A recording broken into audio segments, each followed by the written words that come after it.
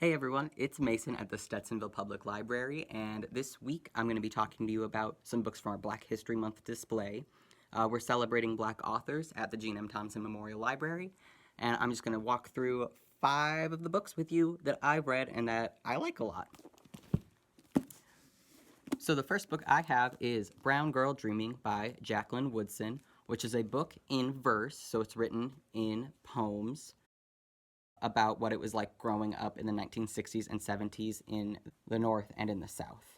This is a memoir, and it is a National Book Award winner, so it's a fast read, and it's a really good way to start reading Black authors, or it's a great way to start celebrating Black History Month. The next book I have is Parable of the Sower by Octavia Butler. I read this in college in a feminist literature class. This book was written in the 1990s, and it's set in 2020, or set in like the mid-2020s. So it's written in the years that we're coming up to, even though it was written in the past. In the past, it was written like as a warning for the future. In this book, we are in a political crisis, a climate crisis, an economic crisis, and it's about a 15-year-old Afro-Latina girl trying to figure out what she's going to do to get herself out of this situation and how she can make the world better, not just for herself, but for everyone. Kind of devastating, it's kind of gruesome. There are some more action-y scenes, some like warlike scenes. So yeah, that's Parable of the Sower by Octavia E. Butler. And Octavia Butler's done so much writing. This is just one book of hers that I really like, and this one has a sequel if you like it called Parable of the Talents. My next book is Sing Unburied, Sing by Jesmyn Ward. Sing Unburied, Sing is magical realism because it takes place in the universe that you and I live in and just has a little addition of magic. So Sing Unburied, Sing is about a boy, his little sister, and their mom on a road trip to go pick up their dad from prison. And the book is told from the perspective of the little boy, the boy's mom, and a ghost. So it's kind of about how we connect with, or how Black people connect with, generational trauma or with cultural trauma personified through this ghost and through magic. So that's Sing Unburied Sing by Jesmyn Ward. And then if you would read this, or if you like this author's voice, or if you just want to start with something else by her, I also have Navigate Your Stars, which is the commencement speech Jesmyn Ward gave at Tulane University, and it's about tenacity, and it's about how Jesmyn Ward got to be where she is in life right now.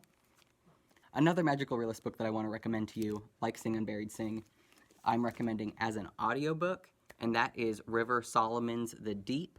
River Solomon is the main author on the piece, but they wrote it in tandem with a few other authors, like a game of novella telephone is how they describe it. The audiobook is read by Daveed Diggs, who is in Hamilton, so as a former theater major, I have to recommend the audiobook. It's very well done.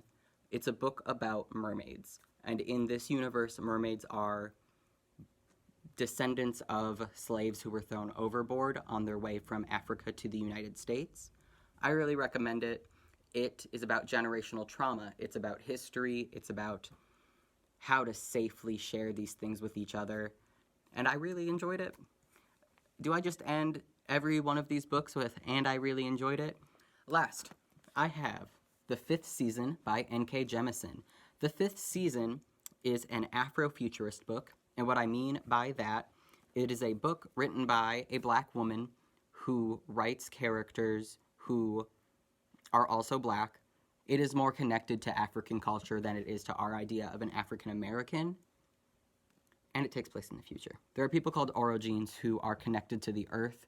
They can cause things like earthquakes, but they can also stop them.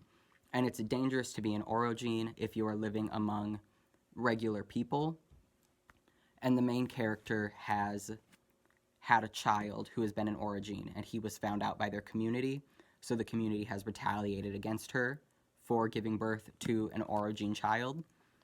And it's told from 3 perspectives, from a little girl, a teenager, and the woman I just mentioned, who you meet, I think, in the very first chapter of the book. And it introduces you to this universe that is always under climate crisis, kind of as a result of the Origin people, but also as a result of what everyone has done to the environment of this universe. This is the first book in a trilogy, but if you only read the first one, it's still really good. It's still very enjoyable.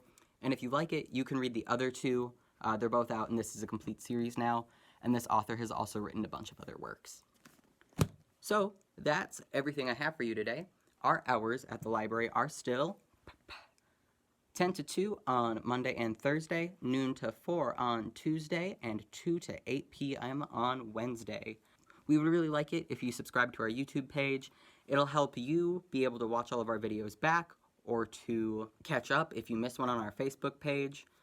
This is just an easier place for us to keep all of our videos. And I hope you have a really great day. All right. Bye.